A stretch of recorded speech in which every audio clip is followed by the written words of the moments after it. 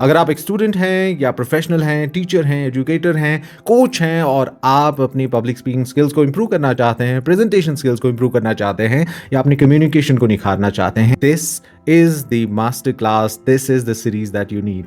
Starting from the basics कि आपकी language skills को कैसे इंप्रूव करें, आपको रिसर्च कैसे सिखाएं कराना, स्लाइड्स कैसे बनाएं, स्लाइड्स को लुभावना कैसे बनाएं, प्रॉप्स कौन से यूज़ करें, स्टार्ट कैसे करें एक स्पीच को, एंड कैसे करें, उसका मिडिल कैसा हो, how do we overcome the fear of public speaking, इन सब चीज़ों के बारे में हम बात करेंगे।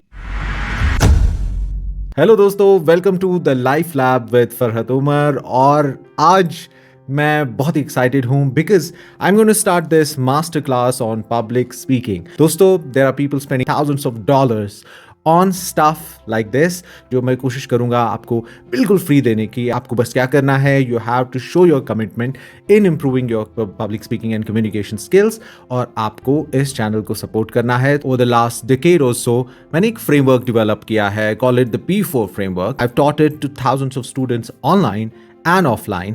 It's a very comprehensive framework और आज हम इसी के बारे में बात करेंगे। I have been able to use this framework very effectively in helping people become better public speakers and presenters। और ये P4 फ्रेमवर्क क्या है?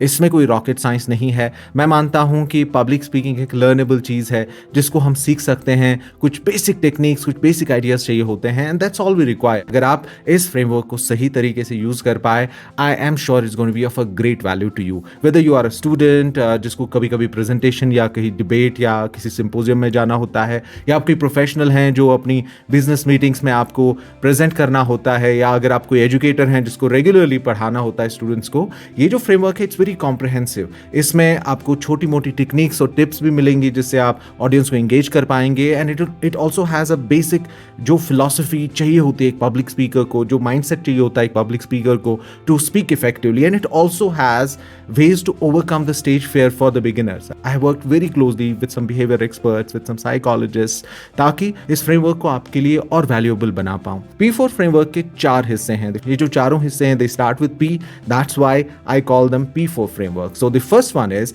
प्राइमिंग। साइमन सिनेक कहते हैं स्टार्ट विद व्हाई। कोई भी लॉन्ग टर्म चीज की शुरुआत होती है ये समझने से कि मैं वो काम क्यों कर रहा हूं या मैं वो काम क्यों कर रही हूं। Priming is knowing your why.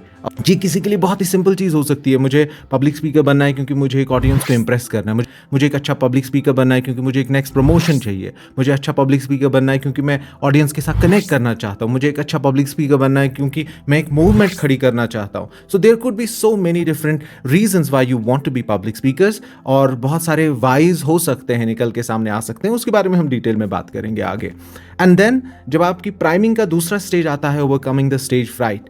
कहते हैं लगभग 80 से 90% लोग दुनिया के are afraid of public speaking या फील दैट नर्वसनेस जब वो स्टेज पे आते हैं। उस नर्वसनेस को कैसे नेविगेट किया जाए, कैसे सही प्रूवन एस्टैब्लिश साइंटिफिक तरीकों से हम स्टेज फियर को दूर कर सकते हैं, उसके बारे में भी हम डिटेल में बात करेंगे in the course of time. दूसरा स्टेप इसका है वो है preparing. So preparing is an important part of the P4 framework. इसमें हम बहुत सारी चीज़ें यूजुअली नेग्लेक्ट कर देते हैं जब हमें पब्लिक स्पीकिंग सिखाता है कोई, वो बिल्कुल फॉर ग्रांटेड ले लेते हैं कि इनको तो बेसिक अंडरस्टैंडिंग होगी ही चीज़ों की। लेकिन इंडियन कॉन्टेक्स्ट में बहुत बार लोग इसलिए अच्छे पब्लिक स्पीकर्स नहीं बन पाते क्योंकि उनके बेसिक लैंग्वेज में प्रॉब्लम होती है, उनको अंग्रेजी बोलना नहीं आता, उनको हिंदी उर्दू में प्रॉब्लम्स होती हैं। तो वो प्रॉब्लम्स को कैसे हम सॉर्ट आउट करें, ये हम प्रिपेयरिंग में इसके बारे में बात करेंगे। And what are the attributes of a public speaker, what makes a public speaker connect to the audience, उसमें क्या एट्रीब्यूट्स होने चाहिए, उसमें क्या ऐसी क्वालिटीज होनी चाहिए, उसके बारे में भी हम डिटेल में बात करेंगे। प्रिपेयरिंग का एक और फेज आता है प्रिपेयरिंग फॉर द स्पीच। और preparing for the speech, preparing the content, उसमें हम बात करते हैं स्ट्रक्चर क्या है स्पीच का, प्रेजेंटेशन है वो कैसे आप बनाएं ताकि वो लुभावनी हो, वो आपके ऑडियंस को अच्छी लगे। I have developed certain small mnemonics, जिससे आपको याद रहेगा, कुछ चेकलिस्ट मैंने बनाई हैं जिससे आपको बिल्कुल आसान हो जाएगा एक स्पीच बनाना, और ऐसे बनाना ताकि आपको भी याद रहे और फिर जब आप वो ऑडियंस के सामने पेश करें उनको भी बेहतर लगे, उनको भी वो आपके साथ कनेक्टेड फील करें।